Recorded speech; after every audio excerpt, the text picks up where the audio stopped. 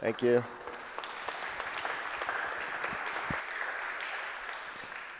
You guys can hear me? Everyone? OK, I just put this on. All right, so yeah, thanks for having me. And actually, I just changed the title of this talk yesterday to MusicMakers Dystopia. And well, that's not actually what you should be seeing. Is that up? All good? Take time out. Hang on. Well, I'll just talk. It's just a title screen. So OK, yeah. The title is called MusicMakers Dystopia. This is probably going to be the most depressing talk of the whole conference, so I'm just warning you in advance.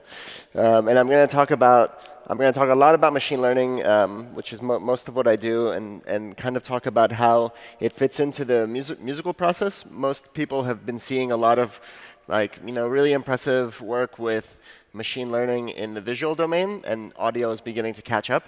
And that's kind of like, I'm going to try to hint at a future kind of depressing scenario. So, but I'm going to start in the past. How many people recognize this? This is the Rca Mark II synthesizer, and it was the world's first electronic music synthesizer ever built, I think 1957, and it's still standing today in Prentice Hall at Columbia University. Peter, I know you know these guys, right? Yeah, good friends. So this is where I went to college, and I first encountered electronic music and computer music and machine learning. And these things were kind of like very much intertwined in this very, very special place in New York, where they're keeping the world's oldest synthesizer. And actually, you can still play it to this day.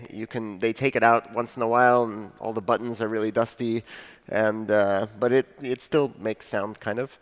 But in any case, this is where I discovered first the field of music information retrieval, which was my start in machine learning and in music technology. And music information retrieval is this field that is basically concerns itself with the obtaining of interesting information from audio so that you can do interesting things with it. So for example, detecting automatically what the genre of a piece of music is, or what the emotional or mood characteristics of it are, or assigning tag words to audio directly from the audio signal. And this can be very useful for playlisting and for music recommendation. And that was kind of, for me, always the thing that I was most interested in, music recommendation. And that's something I'm going to come back to at the end of this talk, the whole curation aspect. I was always, as big, as I'm sure almost everybody here is, big new music fan, always trying to find whatever the newest music that's going to appeal to me would be. And I was always trying to figure out, is there some way to automate this? And so instead of having to listen to so much stuff that I end up not liking, can I actually, can I predict this ahead of time? And that turns out to be a very elusive goal. But we'll see that we're actually possibly headed in the right track. Now, in this landscape of people who are interested in music technology and doing music information retrieval, there's a really big cohort of people who are particularly interested in production of music. So making musical instruments, making synthesizers, making interactive programs that play music. And I was really fortunate to befriend someone named Jeff Snyder, who is now the director of the Princeton Laptop Orchestra. So maybe if you've seen a bunch of crazy people on laptops making music, that's been kind of inspired by this. This is the first laptop orchestra that there was. And Jeff is a builder of musical instruments. And these are not actually, this doesn't make any sound. It's just a controller, and it has a whole bunch of capacitive touch sensors. And but what you could do with it is, well, you can do anything, right? It's a controller. And the idea is that we try to build interfaces that let a musician program the instrument to play in a certain way. So for example, and this is another instrument that he built called the burl, which is something like an electronic flute or an electronic wind instrument. And the idea is that a musician can grab the instrument, put their fingers on the touch sensors, and then there's also a breath pressure and embouchure sensor, which senses the position and shape of the mouth. And all of this sensor data, the musician can associate a particular set of inputs that they give the instrument with some sound that a synthesizer is going to make. So let me just show you one person playing it. This is Pedro Eustache, who's a professional flautist, learning how to play the burl.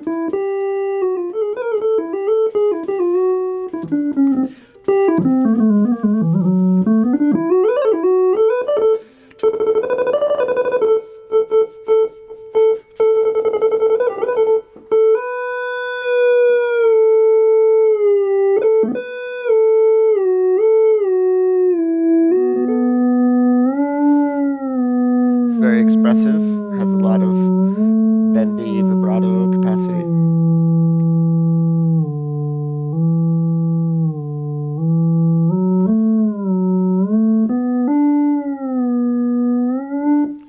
Yeah, he loves it. Yeah, that is beautiful.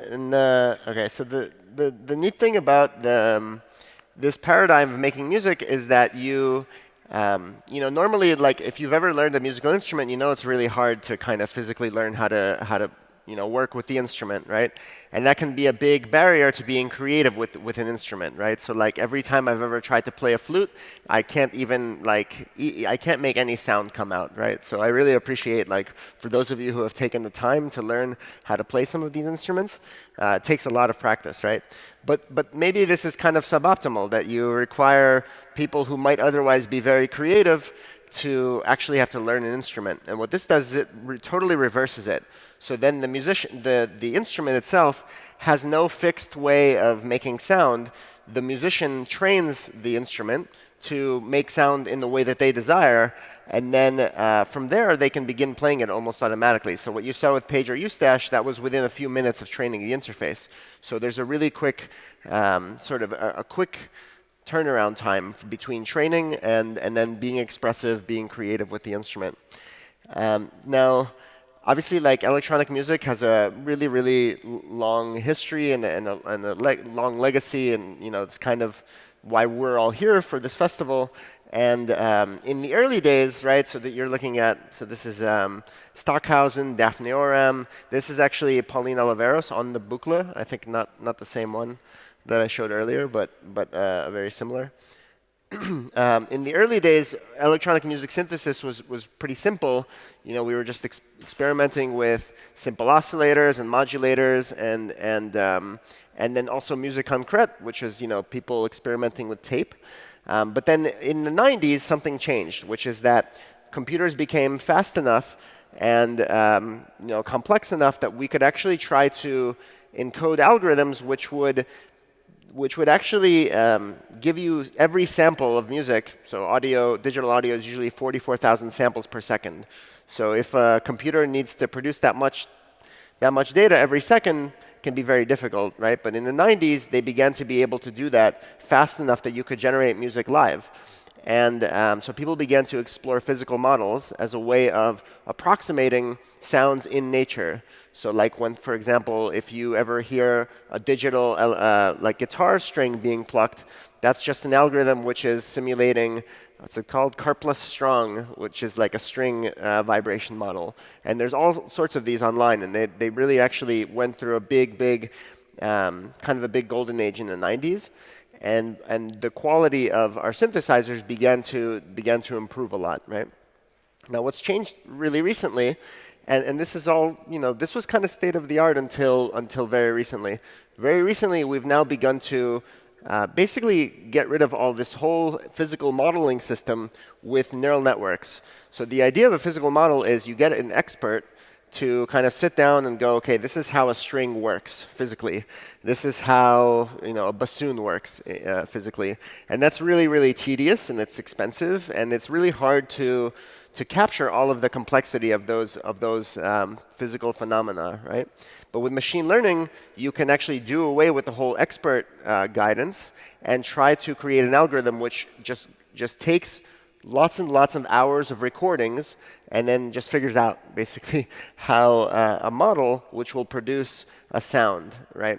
Now, most neural networks which are used for all this machine learning are kind of known for things like this, right? So image classification. You have a neural network which is composed of many mathematical operations, really simple ones, actually quite homogeneous. But at the input layer, it just takes in some media. So whether it's an image or a sound or some raw media, and then at the end, it produces a classification as this image of a 9 does, or this image of a 2, right? And in the case of audio, people are not as familiar with this, but of course, speech to text is a really, really important thing that machine learning has to do. So whenever you're talking into your phone, hey Siri, hey Cortana, hey Alexa, can you find me this, this, and that? They actually have to decode the recording of your speech and turn that into natural language. And you can do that using neural networks. And actually, before they were state-of-the-art for images, they were state-of-the-art for audio. So this is from 2009, I think, when they first began to actually replace the kinds of models that we had built previously. And so they've been around for audio, even though they're associated with images much more so, they've been around for audio arguably just as long. Now, what's still kind of in the research pipelines is neural networks not for classification or regression or really mundane tasks like that, but actually neural nets as generative models. And a generative model is a neural network which actually, instead of telling you something about some piece of media, like telling you, is this song, is this recorded sound the word cat or dog, right? Instead of doing something like that, it can actually just all out produce audio or produce images or produce text. And I won't go into the details of how these work exactly, but I'll show you later at the end of my talk some resources that you can look up to get into that more in depth. But basically, these are what are called autoencoders, and these are what are called generative adversarial networks. These have been actually covered by like the New York Times, and they've actually kind of broken into the mainstream, I guess. Generative adversarial networks are really, really fascinating. I wish we had time to talk about exactly how they work, but I'm instead just going to show you some of the really cool things that they do, both with respect to images and audio. Before getting into the audio, I want to show you some of the things they do with images. So a generative model can generate images that look like real life, maybe to some degree. I mean, a lot of these may not look exactly like real life to you, but they're state-of-the-art compared to what we were able to do just a couple of years ago. So, and these are done entirely without any human guidance, right? They just digest millions of images, and then are able to spit out, complete imaginary samples from this data set. So here's like an art gallery and an auditorium. The ballroom is looking kind of weird, I suppose, but waiting room, butcher's shop, a food court. It's delicious, right? And I'm going to show you actually better examples of this later. But I want to first show you some of this is from like 2015, 2016, some of the first attempts to create generative models for audio using neural networks. And this was some work that I did with a system called Groove. That stands for Gated Recurrent Unit. I forget what V stands for. But basically, these were the first attempts at using neural networks to produce audio. And I'm just going to show you like a few samples of some that I made using this software. So this took the album Blue Train by John Coltrane, and then just studied it for hours and hours, and then attempted to produce audio that sounds like it came from Blue Train, John Coltrane. Let's make sure the audio doesn't blow the speakers out.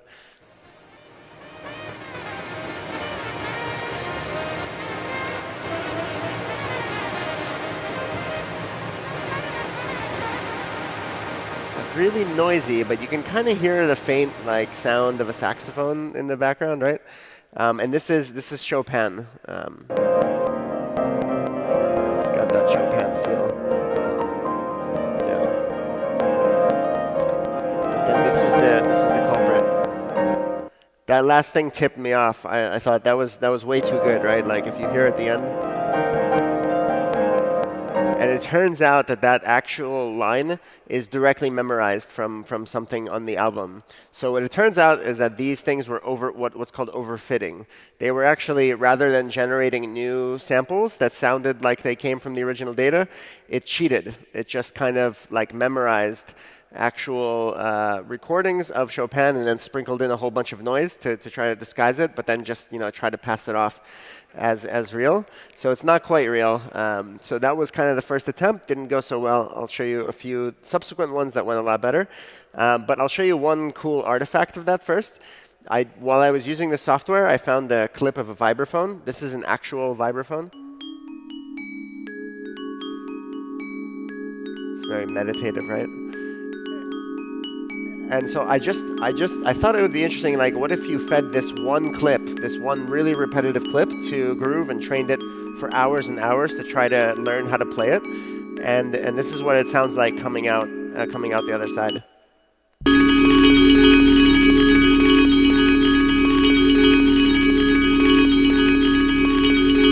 And it just goes on like that.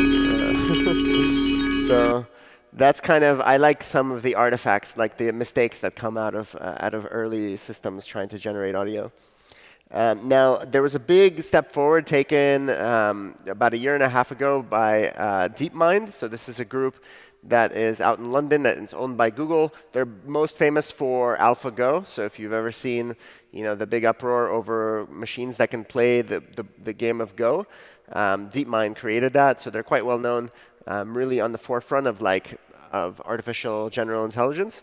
And they also created wavenets. And wavenets were, to this day, still the best system for producing audio that for machine learning that exists online today. And actually, just maybe a month ago, Google announced that all of their anything that generates voice in real time in production is using wavenets now. So if you use like Google Voice Assistant and things like that, it's all wavenets. And this is what they sound like. So this is an artificial voice generated by a wavenet.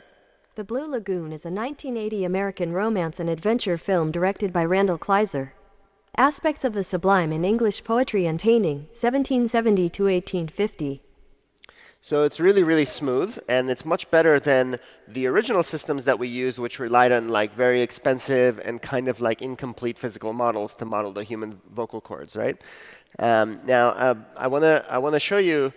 Well, first I want to show you kind of a neat, funny thing about this, and then I'll talk about why it's so important. Let's say they showed that you can make it say certain things if you condition the model on syllables, right? So you want it to say the. You ask it to say the. But you don't have to ask it to say anything. You can just make it just produce random sort of stuff that sounds kind of like human speech, but when you listen to it long enough, it doesn't make any sense at all. And this is how it sounds when you try to do that. Sådan. Et workstation er still German, but den er til noget citat i den forfatning der godt kan det give så. I'm cross. Just even. There was this.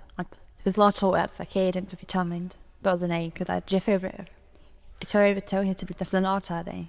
That here what on. This must be what English sounds like to people who don't understand English, right? I think. And I thought it'd be really funny to run it through the YouTube closed captioning system. So you know how YouTube can do automatic closed captioning? So when the blog post came out, here I put the closed captioning on. So let's hear what YouTube thinks of it. Sådan. Et workstation er still German, but den er til noget citat i den forfatning der godt kan det give så. I'm cross. Just even. There was this. There's lots of advocating to be determined, but the name could I Jeff over. It's over to him to be the not day. That here what on. Day. The two to take now also very good. Sure, I should see to tell us guys. Yeah, so you get the idea, and that's just kind of an aside. I like to poke in some fun every once in a while, make sure no one's sleeping. So, okay, so I forgot to mention. So the thing is, okay, so you've heard your MacBook or whatever make speech years ago, right? So why is this so interesting? Well, the thing is that to make the computers make speech before, we had thousands of engineers basically spend thousands of hours creating a really sophisticated, expert, handcrafted algorithm which simulated the human vocal cords, right? Which means it's completely useless if you want to train it to understand other kinds of things. So for example, they showed how you can use the exact same system. It generalizes to other kinds of sound. So they fed it lots and lots of jazz music, right? Like I tried with the Chopin model the year before.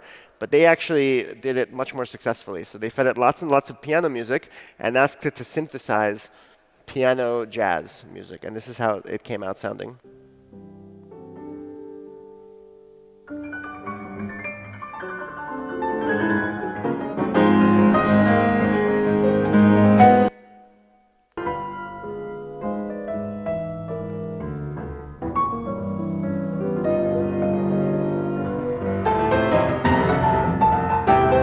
So it's very suspenseful, and it never really resolves. And it's because these systems don't yet have like really good memory. Like they don't remember how to finish phrases and things like that. But it sounds like real life, right? And it's the fact that it came entirely from an algorithm rather than some recording is a first of its kind, at least for the sake of machine learning. And actually, like more recently, the group Magenta, also at Google, has been picking up on the WaveNet technology to try to make instruments for musicians. So this is the NSynth project, where they basically use WaveNets to synthesize arbitrary combinations of different kinds of musical instruments or different kinds of sound-producing instruments. So they show, for example, like, what if you have a flute and an organ?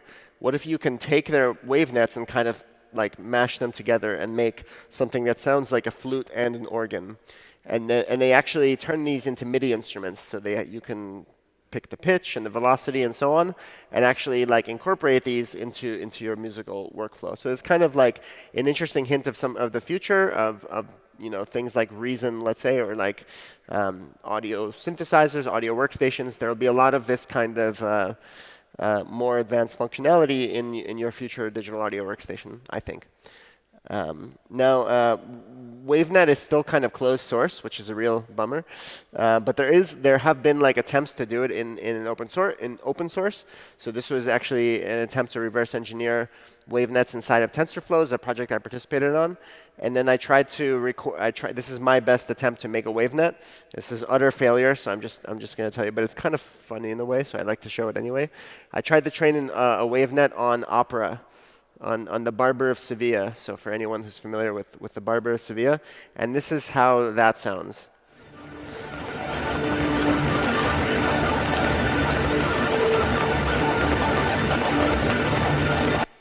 So to me, it sounds like kind of like an orchestra, like when they're first tuning, kind of just making like a wall of sound.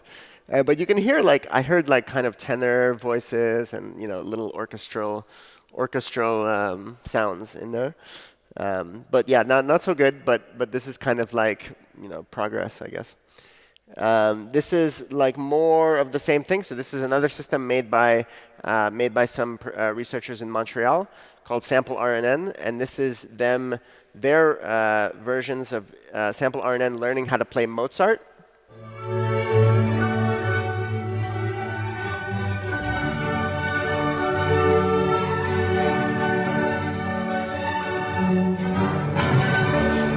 It sounds like reasonably Mozart-ish, right, I guess, except for not having much memory. And then how many people here know the band Tangerine Dream? Yeah, so this is Tangerine Dream.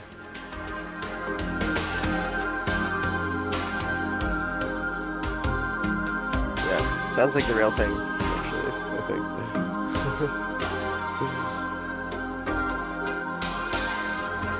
You can make it do this forever. Like, as long as you have electricity, you can just keep on going. So I won't talk too much about these, but there's also been a lot of work in composing MIDI using machine learning, and that's really kind of like trying to bring in the songwriter. So it's not just about building the instruments, but about building the musicianship. And so there have been lots of really cool open source projects that people have tried to learn how to listen to or look at MIDI and then produce real MIDI, or produce MIDI that looks, convincing, as though convincingly that it came from the original data set, right? Okay, so let me take a really quick digression into the visual domain and show you some recent work that doesn't seem related to the stuff that I just showed, but is actually going to be important when we talk about the idea of synthesizing media that has some objective to it. So first of all, I didn't say much about how neural networks work, But I can tell you a few interesting things about neural networks in spite of that, which is that neural networks learn properties of media, right? So they learn what are the sort of salient features of images or of sounds, or what are like patterns that are found in large corpuses of audio or images or video, things like that, right? And you can actually, there are techniques for trying to understand that, to actually visualize what neural networks learn. So like for example, in this case, you're looking at each of these cells contains 9 patches of real images, and these patches maximally activated that particular neuron inside the neural network. So this neural network, this neuron right here, seems to like diagonal lines that are kind of look like this, right? And this cell right here, it has a neuron that likes patches of green. That's it, like really, really simple features. And this is what that looks like at a very early layer of the neural network, right? Now, neural networks are compositional. They kind of learn very simple features, and then they build from those simple features more complex features, like pattern detectors that are detecting patterns from the previous layer's patterns, if that makes any sense. And so the patterns that it finds are increasingly complex. So again, these are from real images, right? And these cells show parts of real images that maximally excited that neuron. So this cell right here, it has a neuron that likes circles, like concentric circles, right? And this cell right here likes grids. I see like lattices or grids, fences, things like that. This one likes upper bodies, or maybe it likes, torsos or heads or something like that. And you can see that they, and they're kind of resistant to superficial changes in the color or the texture or the lighting conditions and things like that. They're actually just looking for very meaningful information, meaningful to us, right? Because we train them. So you can actually exploit this affinity that neural networks have for finding patterns to actually produce images. Right? So for example, let's say you find one neuron of interest in a neural network, and it looks and it likes to look for something that looks kind of like apples, right? You can actually synthesize an image which will maximally excite that neuron, and that's what this particular one would look like, right?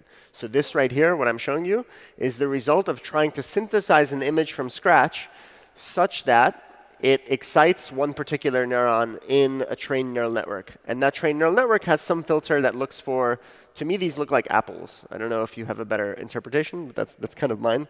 And it turns out that you can do this technique for all of the neurons in the entire system. So this is what it looks like. There's 7,500 of them. I'm not going to show you all of them, of course, but I'll just show you a selection of the ones that I like. And you can see that like in the early layers of the network, it finds really simple patterns, right? So you can kind of see these are just like straight lines or grids. But the patterns become more and more complex as you move through the layers of the network, right? And you can go, I'm going sequentially through each of the layers. You'll see that at some point the features begin to correspond to like real life things. Like I see trees here, or flowers, feathers. These look like houses in some ways, or towers, right? Wheels, birds, snakeskin, cauliflower, I think. That's kind of a cauliflower-looking thing. So I've been exploring this technique recently. This is like some recent work of mine in the last few months. And it's very closely related to what's called deep dreams. So maybe a lot of you are probably familiar with that. It's like a big project 2 years ago that really kind of crossed over from Machine Learning Academy into the mainstream. So this is like, that was a project from 2 years ago that I was also very interested in.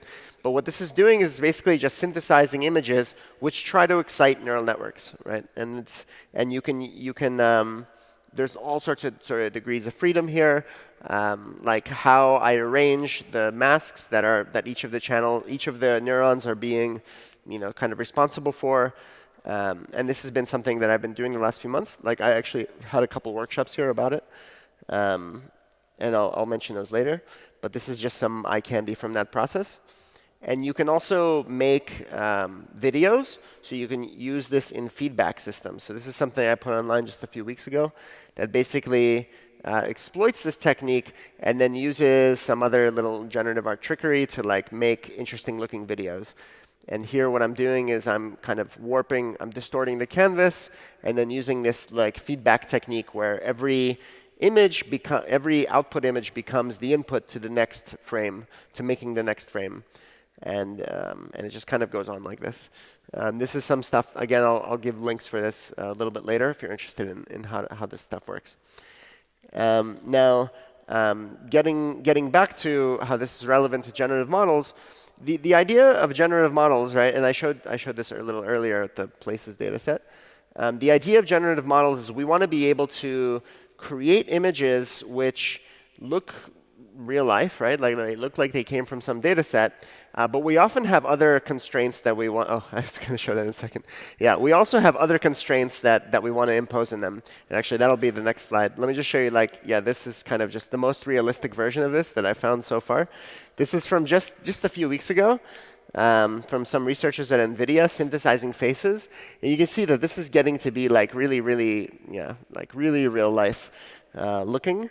And very high resolution too. So the first time that we had generative models for working with images, you were limited to like 30 by 30 pixels. So I would like generate fonts or generate images of tiny faces, things like that. And now we're able to synthesize images that look like increasingly like real life. Like maybe if you stare at these hard enough, they won't appear very human to you sometimes, but other times they're like actually quite convincing. And what's cool is that you can interpolate between them. And that's a result of having found these, as I mentioned, these patterns, these sort of like high-level feature detectors that detect meaningful patterns, meaningful to us, right? So like, for example, the amount of beard someone has, that might be one neuron might be responsible for that, amount of beard neuron, let's say. As a joke, I ran a celebrity face detector over this and put this online a few weeks ago. So like I tried to find if any of those, there's a 1 hour long video that NVIDIA released of these imaginary, they were trained on and trained on celebrities. And so I thought like maybe you could try to find if any of them looked like actual celebrities. So this is like generative Renee Zellweger and generative Chris Rock. This is something that I had fun with a few weeks ago. So yeah, like let me just really quickly mention generative models for other kinds of media. So you can generate natural language. So this is a neural network that basically looks at an image and then writes a little story about that image. So it's using actually two neural networks together. And I'll just read like a selection of this really quickly. So it looks at this image and it goes, "We were barely able to catch the breeze at the beach, and it felt as if someone stepped out of my mind. She was in love with him for the first time in months, so she had no intention of escaping. The sun had risen from the ocean, making her feel more alive than normal." It was trained on romance novels, which is why it sounds like that. It's like, or like really, well, yeah. So, but that's pretty neat, right? That you can actually have text which is used to describe an image. Like a neural network describes an image in natural language, right? And you can actually do it in reverse too. So you can have, so before we had an, text describing an image, and here you have an image describing text. So the neural network receives a line of text, like this bird is white, black, and brown in color with a brown beak. And then you can produce an image which matches that caption that you gave it. So these are all generated images which try to conform to the sentence that you trained it on. And all this stuff is like still in its very early days. But again, like, compared to maybe 2 years ago, is kind of unbelievable where we've gotten to. And it has its own latent space that you could play with, so it's a lot of interesting stuff. Point cloud generation, so this is like generating 3D models. I get asked about these a lot in classes where we deal mostly with images. And this has also like been lagging behind, but now we have generative models for producing three-dimensional shapes and meshes and voxels and things like that. Another cool application of generative models is transforming images. So like an image filter, for example. So what if you had like a magic filter that took a satellite image and turned it into a map automatically, right? Or you had a picture of something in the daytime, and you had a magic filter that gave you the corresponding picture at night, right? Or it can take semantic maps or labels, right, and turn those into textures. So like imagine you're an architect and you're trying to mock up building designs, right? And all you have to do is create the label map, and then you're automatically given this texture which conforms to the asset that you created. So these are all imagine like to be very useful assistant tools to a composer or to an architect or an artist, anyone trying to be creative with these tools. And that's something that we've been kind of working on over the last year and a half or 2 years. And I'll just show you some work that I've done with this system very quickly. This is a project called Invisible Cities, a collaborative project with some students of mine, actually from the week that this software came out. And what we did was we downloaded a whole bunch of map tiles from Mapbox. Mapbox is a service that lets you create your own maps. And then we downloaded satellite imagery. So this was actually in Milan. This is a year and a half ago. And here you have map tiles and satellite imagery from Milan. And what we do is you train one of these. It's called Pix2Pix. You train a Pix2Pix generative model to take one of these map tiles and convert it into satellite imagery. And we did this for multiple cities. So like Milan, Venice, Los Angeles, and others, right? And the idea here is that you take the map tile from one city and feed it through the generative model for another city. So you take the map tiles from Milan and generate satellite imagery from Los Angeles. So you get sort of Milan in the style of Los Angeles or Milan in the style of Venice. And it's cool with the Venice model, what we noticed is that the roads become canals, which is kind of like a neat little learned feature. And something very closely related to this is, and this is in some research circles, something called CycleGAN, which is very similar to Pix2Pix, except it doesn't require that the images that your training set be paired. So you don't need exact pairs of images. You can actually do it in a way that doesn't involve pairing the images. So let's say you wanted to turn a zebra into a horse, right? So like you can get a 1,000 pictures of zebras and 1,000 pictures of horses and train a generative model to convert the horse into a zebra, right? And they showed this video of them turning a horse into a zebra in real time. This is about, I think, half a year ago, roughly. And this went super viral. It's pretty awesome. Notice that the green pasture becomes kind of brown. So it's kind of, because zebras are usually in savannas, let's say, like they're a little more brown. So it actually gets a little bit of the sort of contextual bias in there. And also a funnier thing is, notice the zebra turns the pole striped. Like whenever the zebra gets really close to a pole, it becomes striped. It's because it's hard for the network to discern where the zebra ends and the rest of the world begins, and that causes it to make some really funny mistakes sometimes. Yeah. So for my own this was an idea that I borrowed from Mario Klingemann, who's a really excellent neural artist. And here, what I did was basically I collected a whole bunch of images of he who cannot be named from the State of the Union address last year, and basically extracted his face landmarks, right? So I think I can. I can't remember if I can find. Is it this? Yeah. So extract these, right? Extract these from him using a face tracker, and then train Pix2Pix to convert one of these into one of these. And then I can put myself in front of the camera, extract my own face features, and then take that and then turn it into one of these, right? So this is kind of my own personal meat puppet. And you can run this in real time. I've run this at workshops, and it really usually frightens everybody for obvious reasons. Yeah, it's just horrifying, isn't it? And actually, if you think this is, this looks kind of like a joke, right? But actually, oh, I should mention, a student of mine did this for Angela Merkel. So same kind of same idea. So you have an Angela Merkel puppet. Before I talk about the significance of that, I want to complete the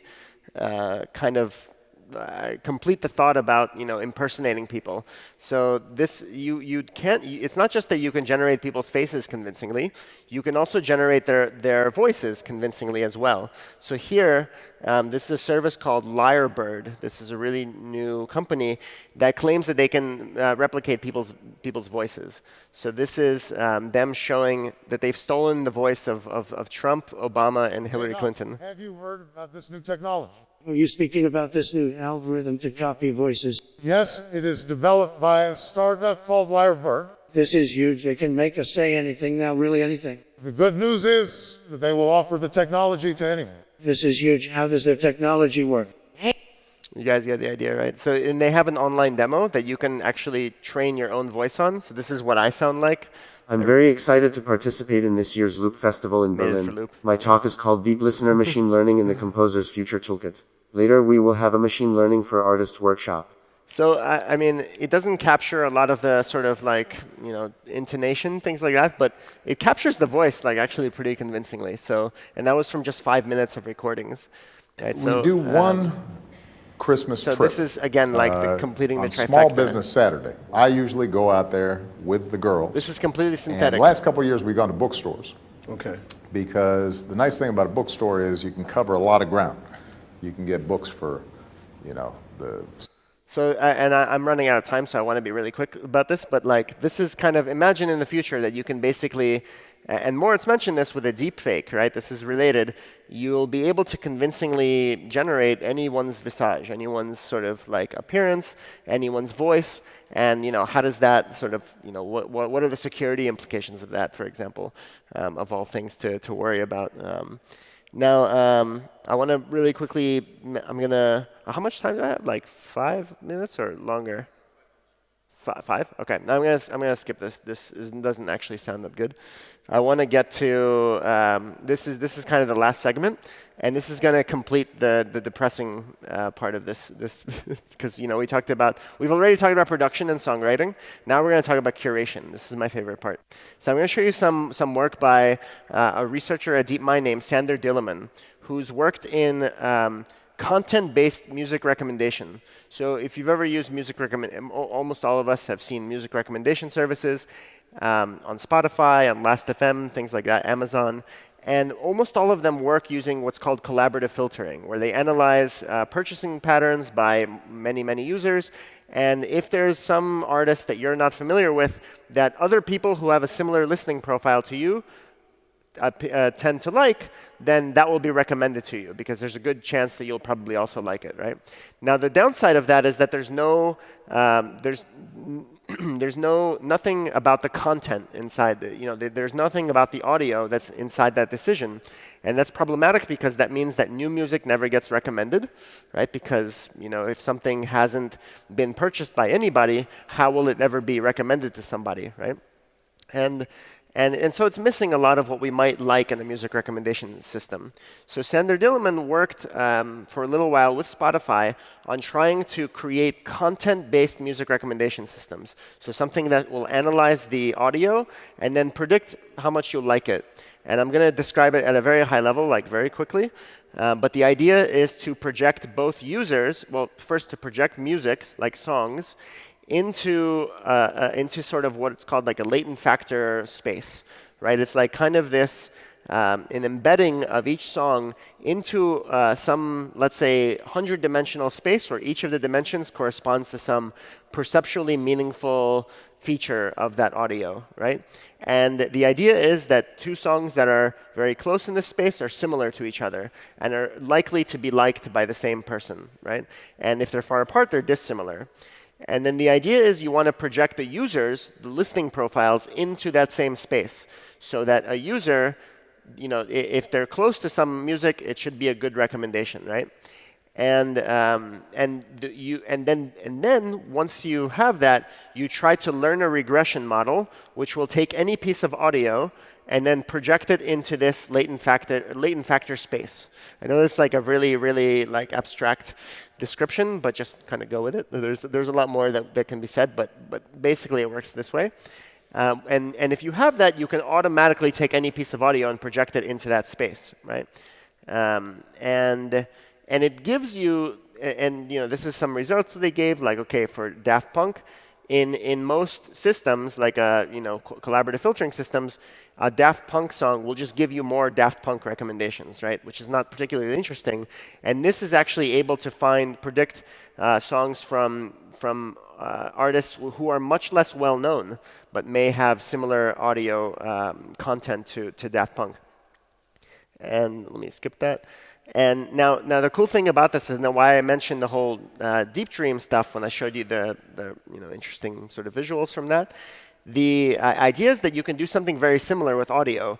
Once you have this regression model that projects audio into some latent space, you can try to analyze the neurons inside of that neural network and try to figure out what patterns that they are looking for. And this is actually some stuff, and I'm going to have to skip that part, but basically like each of these bands might be capturing some interesting aspect of the music. Like maybe there's a bunch of songs where the vocals are harmonizing in major thirds or something like that.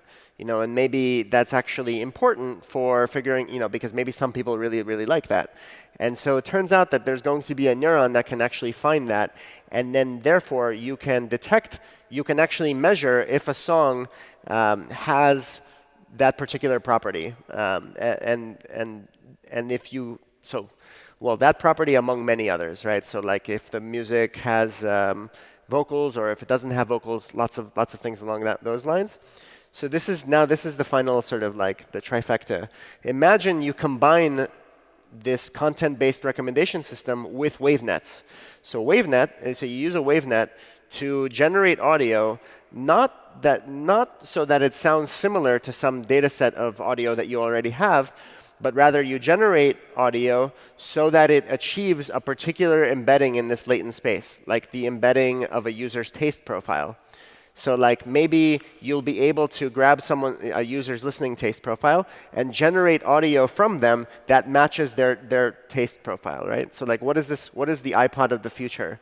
Right, like, and maybe you one day in 2045 or something like that, you pick up your iPod and maybe it knows how you're feeling at that moment, and it knows what other kinds of music that you listen to, and it takes all that information and it's able to generate audio on the spot for you at that exact moment for however you're feeling, without any musicians in the loop. So that's like, what does the future musician do in that case? I'm not really sure. It's like obviously like a very dystopian scenario. And I just want to reassure all of you that we're nowhere near like anything like this happening. But it's worth asking now, like if this technology actually comes to fruition, what does that mean about musicians? Like does it change the role of a musician?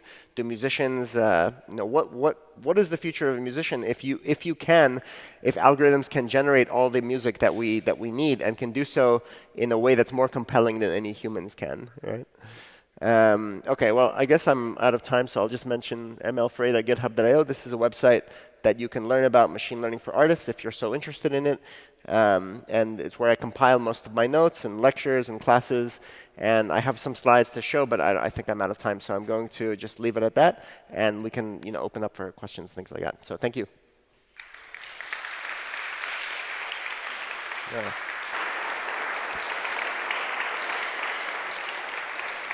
So thank you, Gene, for filling in the remaining spots that Moritz left where we were able to escape and not have it be the end of music. Now it's definitely the end of music. So questions from the crowd. Yes, in the back. Yes. Okay, man, you just made a mess of my mind here. But so basically, three things that comes to my mind. First of all, we can come to a solution that would technically generate a music that's aimed for a hit or aimed for getting into that position, or where there's many other tracks that have a certain style, whatever. So this could be like the ultimate hit factory machine that you can produce hits and more or less like other people already tried to do in the past. Second thing is that you could have companies doing music, like for instance, if I have Spotify, I could generate the content like they are already doing, putting in Spotify, making the royalty of it, and then it's really the end of the chain because no artist, nothing, and it's so. Is this can be possible somehow? Do you think that analyzing from the artist's point of view, like can we allow to do that? Like, is there not like when Napster came, when all this boom of like downloading music came, that everybody started to collide with, like many bands started to go against it, like Metallica. Is there people already talking about this? Like, is there a lot of controversial generating in the community? How is this coming from the artist's point of view? All these perspectives that you're showing. Am I clear or not? The question is how are artists responding to this? Yes, exactly. Yeah. Sort of dystopia. Yes. Is there any people talking about this? Because probably it's really fresh. Not much space to dialogue yet. There's not been a lot of discussion yet, and I think part of it is there's a lot of disbelief that anything like this is possible. And actually, it's not obvious that it is possible to like what I just showed, the Dystopia nightmare. It's not necessarily that we'll ever get there, but that in principle we can see a set of building blocks that if they were sufficiently improved, that they could do this. And I think for the most part, like mostly there's resistance because people will say, well, it's not really music, or if a human didn't make it, it's not actually music. I won't listen to it. And but I don't. I guess I would say is that, yeah, mostly there's just disbelief. Well, I guess maybe would be my next question. How knowable the endpoints of these things are from a sort of mathematical standpoint or a computer standpoint. I know that the people involved in the first ever nuclear test were afraid that because one of their theories was if they set this thing off, that they might ignite the entire atmosphere. Right. And sort of set the whole Earth's atmosphere on fire. And so they did. There were some things that they didn't really know. There were things they knew about what they had discovered and where they were going. And there were things where they really had kind of no idea. Now, in retrospect, that's sort of a laughable theory. Yeah. How knowable at this point is this sort of endpoint? I mean, we see this kind of very impressive image examples. Is how inevitable does this seem, or is that kind of calculable to any degree? It's really anyone who has a very definite answer to those questions is probably selling you something because it's actually, even for really, really talented researchers, the questions depend on a lot more than our knowledge. They depend on a lot of unknown factors, like both scientific factors and also like socio-political factors, whether or not these things ever get the support that they require in order to become improved, even if they theoretically can. It's really hard to tell. I think there's a ton of momentum right now behind all these techniques and a ton of money, that's for sure. So lots of people working on it. So it definitely seems to be very much likely that these things will improve substantially. Whether or not they ever, approach this scenario is maybe very far, maybe a few decades from now. I think it's very possible though, at least from a scientific mathematical perspective. Yeah, very much possible. Hello. I guess you're in the middle. Who has the mic? Yeah. On? Yes. I just got a point of view. Maybe you can criticize or see it. Seeing the mechanization, the automatization of production in music and the consumption of what most people consume in arts, musical, maybe probably the music and the artist as a producer can have a much more value as, like example, a musicologist trying to use music as a therapy for helping people, that as a product to consume. No? Maybe in my view or my vision, maybe a musicologist in the future will earn more money than a musician. Yeah. Because the automatization is making everything, okay, I have the product, I go consume it, okay, ready.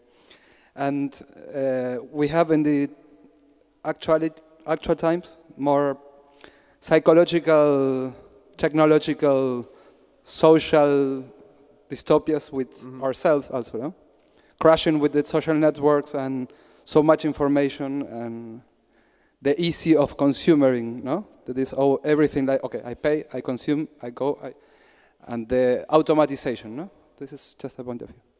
Yeah, no, this is actually a really good example, and actually the first job that I had, I showed way back in the beginning of the talk, was working for people who wanted to do exactly that. They wanted to not actually produce music for therapy, but produce playlists for a particular therapeutic use case.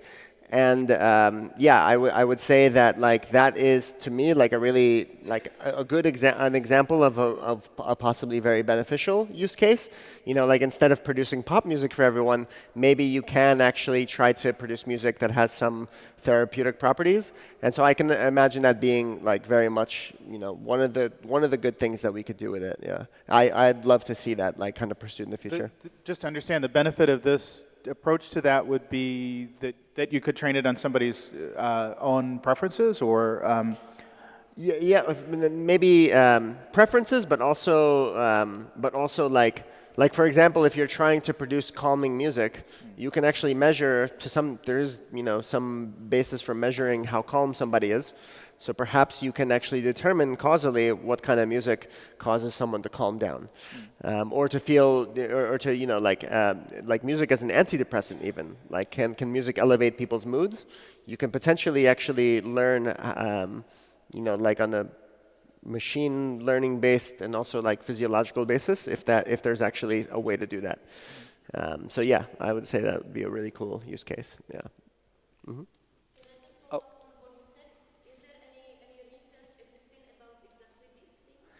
Tons of it, yeah.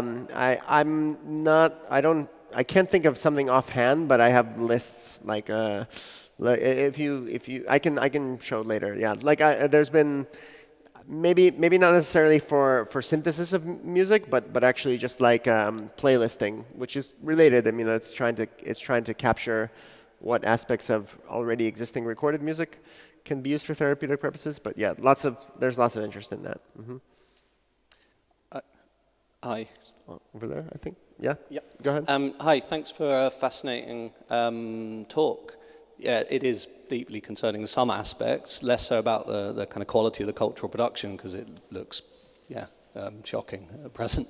But one of my concerns is that the way that cultural products are analysed and interpreted is quite reductivist in this mode of producing algorithmic-based technologies, because everything is seen as an equivalence. Everything is seen as a data point. So you're able to write a bit of software and an algorithmic process that can read a map of Venice and interpret it as an image in the same way that it would interpret something that is a piece of music or a facade of a building, which that mode of thinking itself has deeply reductivist manners of then reproducing culture itself. It's utterly acontextual. It doesn't locate how we make things in the broader systems of interconnection. Are there any possibilities for these types of softwares to step beyond that reductivist mode of working and start to think more interconnectedly, I suppose? So can you say the question part of that again? Or? Yeah, how would you start to think about how you look at culture in a way that doesn't reduce it primarily to data points, which is what it seems that algorithmic software does. It assumes everything's the same. The technology doesn't care whether it's a painting or it's a piece of architecture. You know, a city is massively different in its experiences and its conditions to the Mona Lisa. Yet a way that a piece of software intrinsically understands the world in the way that we've built these things is seeing these as commonalities because it's just the same, isn't it? It's all the same stuff.